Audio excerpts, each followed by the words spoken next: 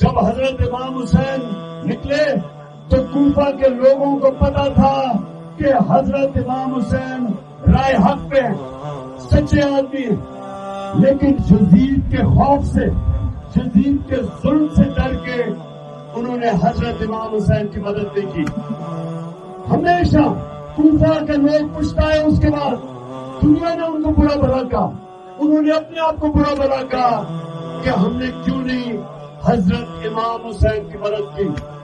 ہر دور میں یزید ہوتے، یہ ہے اس دور کے یزید۔ اور آپ کو سب کو میں آج کہہ رہا ہوں، اگر آپ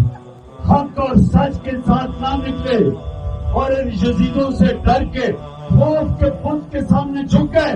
تو تاریخ ہمیں معاف نہیں کرے گی، جس طرح تاریخ نے کوفہ کے لوگوں کو کبھی معاف نہیں کیا۔ میں اپنے سارے پاکستان کو کہہ رہا ہوں کہ یہ وقت ہے ان کے سامنے کھڑا ہونے کا، ان ڈاکوؤں کے، چوروں کے اور امریکوں کے نوکروں کے، ان کے خلاف کھڑا ہونے کا یہ وقت ہے۔ اور انشاءاللہ میں نے یہ فیصلہ کیا ہے